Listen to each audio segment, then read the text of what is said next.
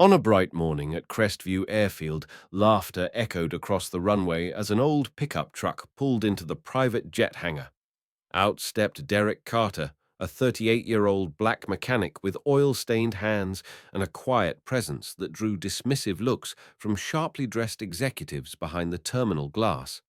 They exchanged smirks and whispered insults, judging him not by his resume, but by the dust on his boots.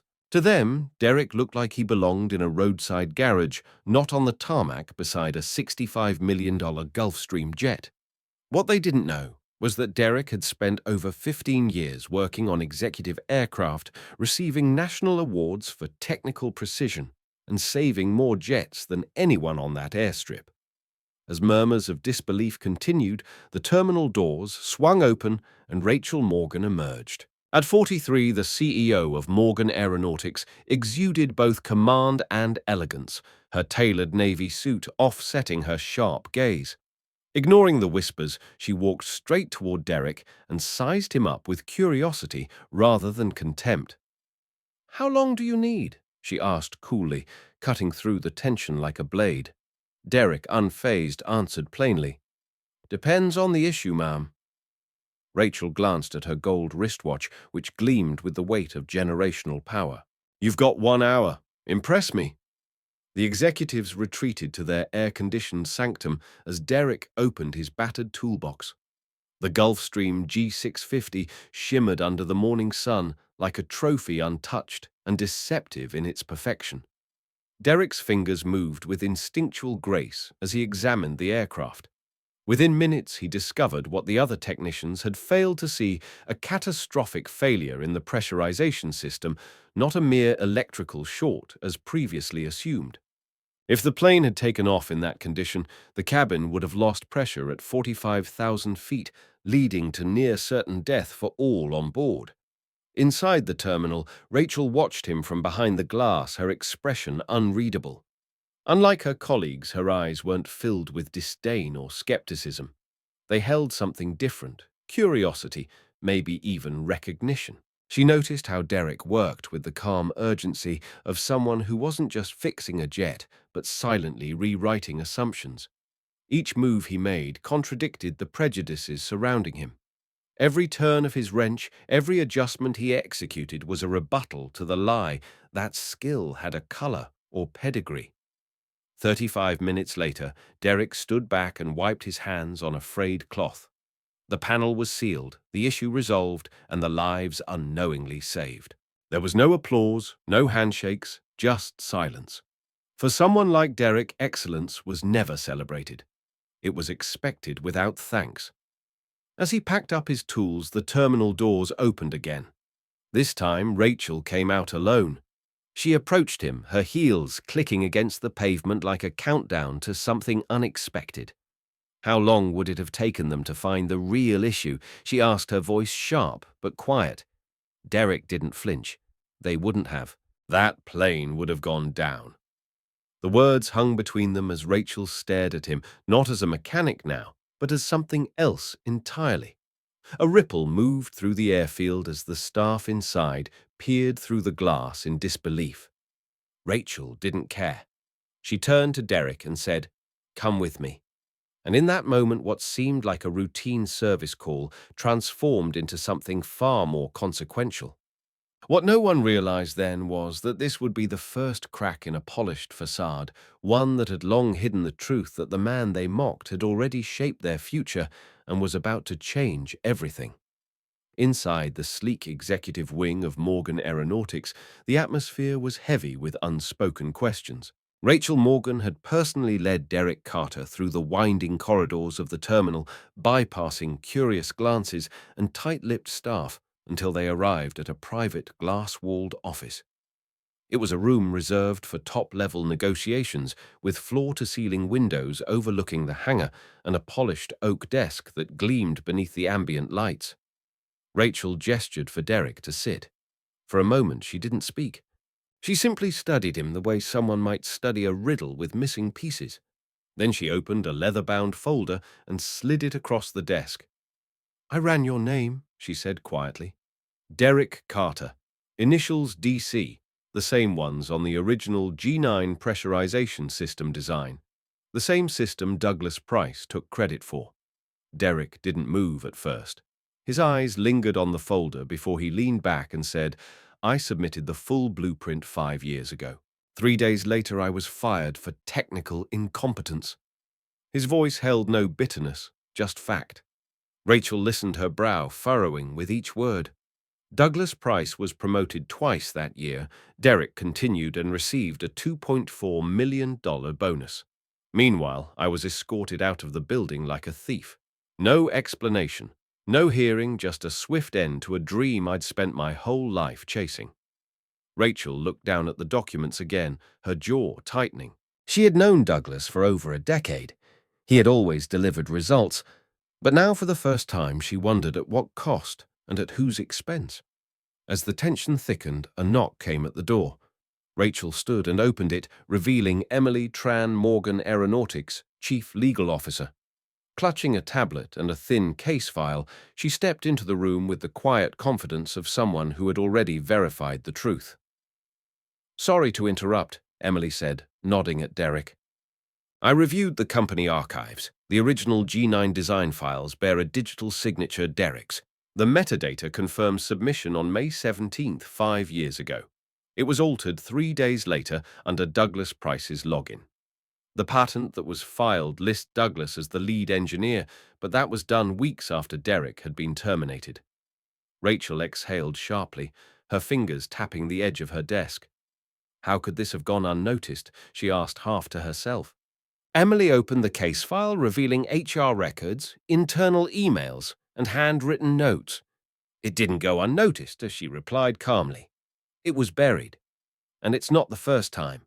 We're starting to see a pattern, especially when it comes to employees of color in the innovation departments. Ideas disappear. Contributors are let go. Credits are reassigned." Derrick watched silently, his expression unreadable. He had long suspected that his experience wasn't unique. But now, with this confirmation, it felt like more than personal vindication. It felt like a doorway had opened. Rachel sat back in her chair, processing what all of this meant. "Douglas Price has been the face of this company's engineering success for a decade," she said slowly. "If we expose this, if this gets out, it could shake the foundation of our entire leadership structure." Derrick leaned forward, his voice even. "It should. Because the foundation was never built on truth. It was built on silence erasure and stolen credit." Emily nodded in agreement, placing a USB drive on the table. "This contains all relevant documentation. Originals, time-stamped modifications, access logs, everything we need to prove authorship and intent to deceive." Rachel picked up the drive and looked between them. "We need to move carefully," she said. "Douglas controls half the board. He has allies. If we make the wrong move, this could backfire, and you'll take the hit again." Derrick met her gaze steadily. "I've already lost everything once. I'm not afraid to lose it again. But this time I won't be walking out the back door alone." The silence that followed wasn't one of uncertainty, it was one of decision. A turning point had come. Not just for Derrick, but for Rachel, for the company, and for every voice that had been silenced behind closed doors. The truth had been unearthed, and now it was time to decide what to do with it. Within hours of confirming the truth behind the G9 system, Rachel Morgan called an emergency meeting with the executive committee. Her decision was swift and uncompromising. Douglas Price, her longtime director of engineering, was suspended from his duties pending an internal investigation. She didn't wait for board approval. She didn't need it. With Emily Tran by her side, and Derrick Carter seated silently at the far end of the conference table, Rachel laid out the evidence, digital signatures, altered documents, and HR emails that outlined a calculated effort to strip rightful credit from employees who didn't fit a certain image. When she announced Douglas's suspension, there was a stunned silence. No one had ever seen her take such direct action against someone so high up. But in that moment, Rachel wasn't acting out of shock. She was taking back control of the company she thought she knew. After the meeting, she returned to her office and closed the door behind her. "I need your help," she said to Derrick. "Not just to fix a wrong done to you, but to fix what's been broken in this company for years. Derrick hesitated only briefly before opening the worn leather messenger bag he had carried with him since his days as a junior engineer. From it, he pulled out a stack of labeled folders, a flash drive, and a compact audio recorder. "I've been keeping everything," he said simply. "Blueprints with original timestamps, drafts submitted to R&D, voice recordings from meetings where my name was erased, conversations where directors joked about scrubbing the color out of our leadership pipeline." Rachel stared in disbelief. "Why didn't you come forward earlier?" Derrick looked her in the eyes, because back then no one was listening. For the next 2 weeks, Derrick and Emily worked side by side reviewing everything: email trails, patent application logs, and the quiet trail of terminations that followed each minority engineer's major contribution. What emerged was a clear pattern over the past 10 years. 7 engineers, Black, Latino, or Asian, had introduced breakthrough innovations only to be dismissed shortly after their work absorbed into the portfolios of more acceptable faces. Rachel's face grew paler with each revelation. The rot went deeper than she had imagined. This wasn't just about Derrick. This was about a culture that rewarded theft, punished talent, and operated on an unspoken code of exclusion. She knew that bringing it to light could implode reputations and cost the company millions, but hiding it would make her complicit. The decision was made. A shareholders' meeting was scheduled, one that would change the trajectory of Morgan Aeronautics forever. The auditorium was packed. Investors, board members, journalists, and employees filled every seat, buzzing with rumors. Rachel opened the session with a calm yet commanding presence. She acknowledged past successes, but then shifted the tone. "Today," she said, "we confront the uncomfortable truths behind those successes." Emily Tran stepped forward and played an audio clip over the sound system. Douglas Price's voice crackled through the speakers. "We need to get rid of this pretentious mechanic. Take ownership of the system, erase any trace of his work. Who would believe a black engineer from the suburbs designed something so advanced?" Gasps filled the room. Some clutched their chests. Others turned away in shame. The fallout was immediate. Within hours of the recording's release, Douglas Price's name trended online for all the wrong reasons. 3 executives submitted their resignations before the day was out, hoping to avoid scrutiny. A group of employees came forward to share their own stories of suppression and manipulation. Civil rights organizations called for independent audits. Lawsuits were filed by former employees with newly discovered grounds for claims, and most notably, the company's stock dipped 18% in a single day, a blow that echoed across the aerospace sector. But Rachel didn't flinch. "The drop is temporary," she told the press. "Integrity isn't." Inside the company, things began to shift. Rachel implemented immediate restructuring, forming an ethics review board, halting new patent applications until full authorship reviews were completed, and initiating mentorship programs for underrepresented groups. Derrick, though, still adjusting to his role in the spotlight, took part in every meeting, offering insights not just on innovation, but on healing. "We don't rebuild by pretending this never happened," he told a room of stunned engineers. "We rebuild by facing it loudly." For the first time in its history, Morgan Aeronautics wasn't just being run, it was being redefined. In the weeks that followed, the ripple effects of the meeting stretched far beyond corporate headquarters. Other companies in the industry launched internal audits. News outlets began reporting on systemic intellectual theft. But for Derrick Carter, the most profound moment came not from headlines or accolades, but from a quiet message in his inbox. A former colleague he hadn't seen in years wrote simply, "Because of you, I'm telling my story too." And just like that, Derrick knew the movement had begun. Not with rage, not with revenge, but with truth finally given a voice. Just months after the explosive shareholders' meeting that exposed years of intellectual theft and systemic discrimination, Morgan Aeronautics was no longer the same company. The old guard had been dismantled, and in its place stood a new leadership team, anchored by integrity, innovation, and a commitment to equity. At the center of that transformation was Derrick Carter, no longer a silent figure in the background, no longer just a mechanic on the runway. Rachel Morgan, now publicly celebrated for her bold confrontation of injustice within her own corporation, made the announcement during a press conference broadcast nationwide. Derrick Carter had been appointed head of innovation, and his once overlooked startup SkyWorks Solutions was now an official partner of Morgan Aeronautics with a 30% equity stake. Gasps filled the room, not of disapproval, but of recognition. A new chapter had begun. SkyWorks Solutions had been Derrick's quiet labor of love for over 5 years. What began as a modest garage operation had evolved into a workshop of breakthroughs built with limited resources but endless vision. Now, armed with funding resources and a platform worthy of his talent, Derrick and his hand-picked team of diverse engineers finally had the chance to push boundaries. Rachel and Derrick worked closely together to implement sweeping reforms not just within their companies, but across the wider aerospace industry. They established a retroactive compensation program for inventors whose work had been misappropriated, offering both financial restitution and public acknowledgement. They also launched the Equity Engine Fund, which invested in underrepresented inventors' young minds from underserved communities with ideas as bold as they were overlooked. As these initiatives unfolded, Morgan Aeronautics transformed from a symbol of privilege and prejudice into a beacon of modern leadership. The internal culture shifted dramatically. Conference rooms that once echoed with uniformity now rang with accents, dialects, and perspectives from across the globe.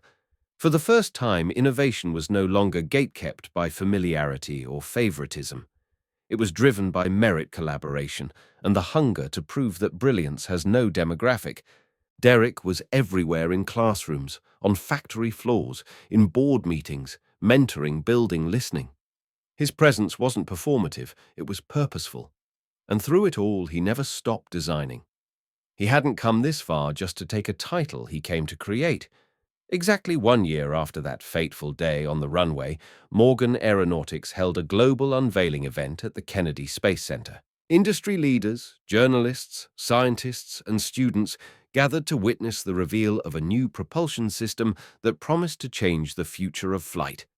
Developed under Derrick's leadership, the system would reduce fuel consumption in commercial aircraft by 40%, a breakthrough hailed as both an environmental and engineering triumph.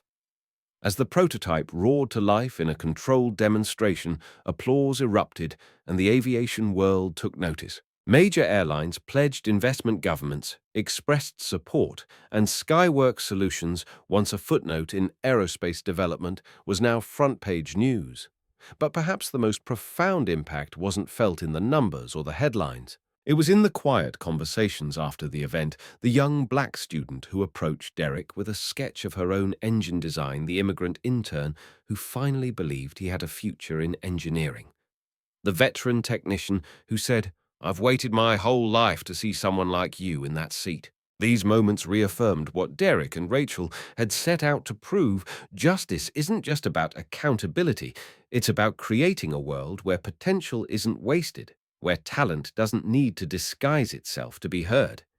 In private, Rachel would later admit to Derrick that the company's success had outpaced even her boldest predictions. "What we built wasn't just a partnership," she told him one evening, as they overlooked the new innovation wing bearing his name. "It was a reckoning and a beginning." Derrick, never one to bask in praise, simply nodded. For him, the work wasn't finished. As long as brilliant minds were ignored because of where they came from or what they looked like, there was more to do. But that night, standing in a place he once never imagined entering again, Derrick allowed himself a rare smile. The world had finally seen what he was capable of. More importantly, it had begun to believe in what others like him could do too. 1 year to the day after Derrick Carter stepped onto the Crestview runway as a mechanic mistaken for a nobody, Morgan Aeronautics held its largest company-wide event in history. The hangar, once a symbol of exclusion and silent judgment, had been transformed into a celebration space filled with light banners and 1,000 employees from every level of the organization. The company's new motto, projected high above the stage, read, "Innovation belongs to everyone." At the center of the gathering stood Rachel Morgan, graceful and composed at the podium, ready to deliver a tribute that would mark a turning point, not just for the company, but for the industry. As the spotlight found Derrick in the front row standing beside his mother, the room erupted in a standing ovation. Seated beside him, Mrs. Carter, now 72. Once a janitor in buildings just like this, held her hands over her mouth, eyes shining with tears of pride. Her son, once invisible to the system, was now the architect of its rebirth. When Derrick took the stage, he didn't bask in the applause. He waited for the room to quiet, then looked directly into the crowd. His voice was calm, but resolute.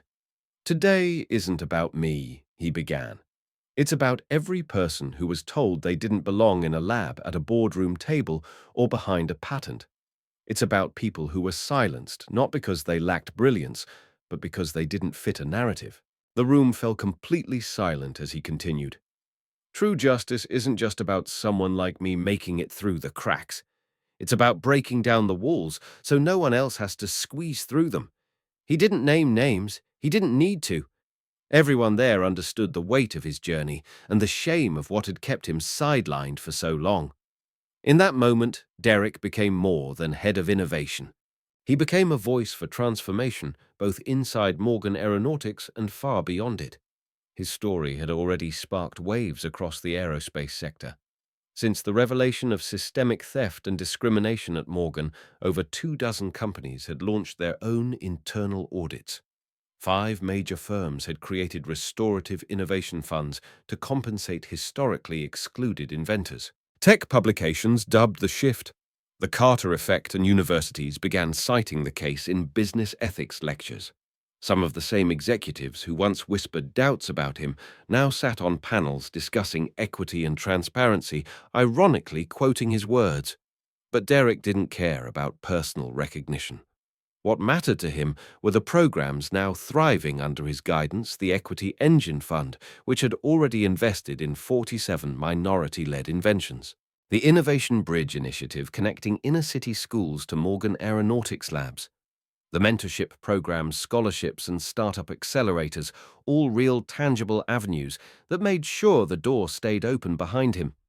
His days were long filled with travel mentoring meetings and prototypes, but he never lost sight of his mission: create uplift and never forget who the work was truly for.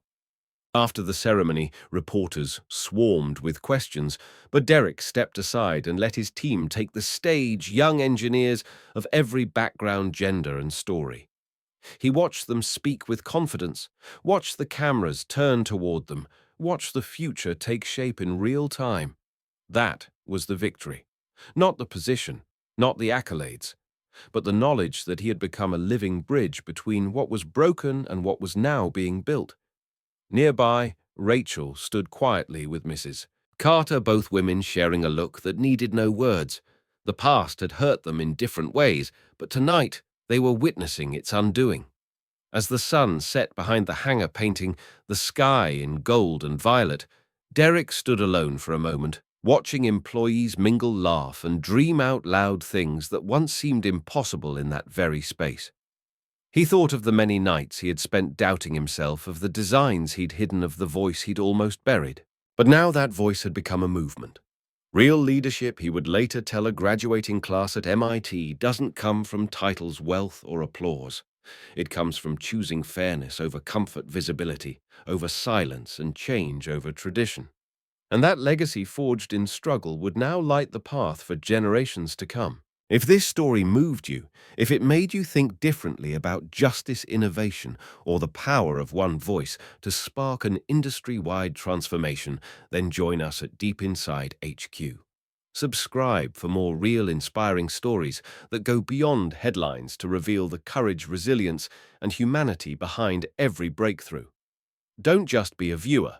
Be part of a community that believes in fairness over favoritism, in truth over silence, and in building a world where no potential is ever wasted. Hit that subscribe button, share the story, and let's rewrite the narrative together. One voice, one story at a time.